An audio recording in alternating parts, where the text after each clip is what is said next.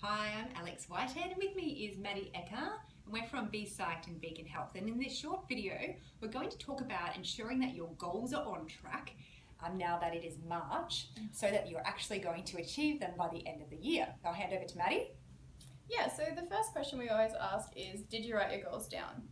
This sounds like something really small, but it can have one of the biggest impacts on whether your goals are achieved or not.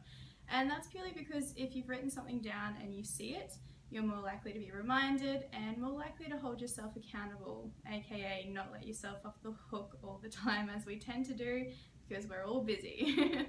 And on the other side, if things are going really well for you in March already, then that's fabulous. How do we keep this going? How do we keep that traction going? What are you doing that's making these goals work for you?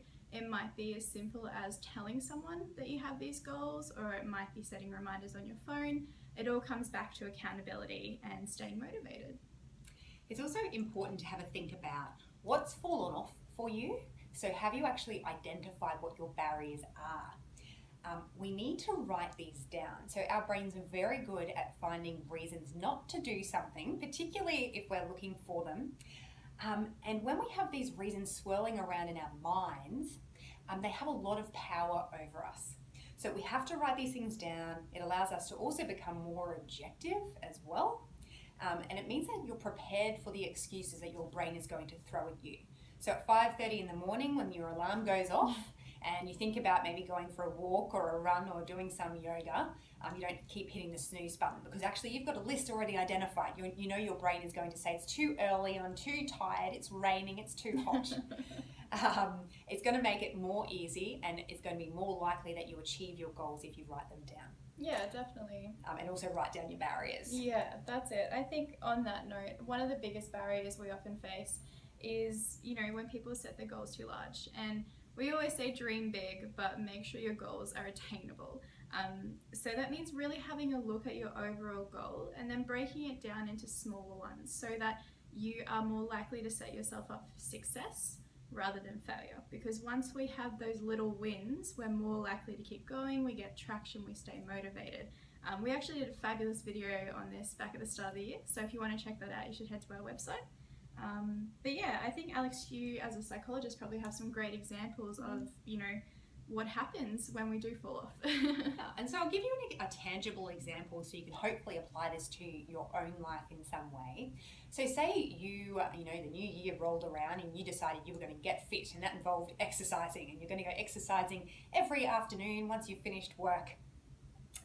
But this hasn't happened, or it's dropped off. So you might have been motivated for about a week, and this is fairly typical. So say you get home from work and the first thing you do is flop on the couch when you get home. So your barrier might actually be the couch. So once you've done that, nothing else is going to happen, even dinner is delayed. So your rule might be, I'm not allowed to sit down. I'm not allowed to sit down until I've put on my exercise gear, I've put on my joggers, and I've at least made it to the street corner. And once I get to the street corner, I'm allowed to decide whether or not I turn around and go home, or maybe you'll go a little bit further, you'll go to the next street corner, or you might do a couple of kilometres or something like that.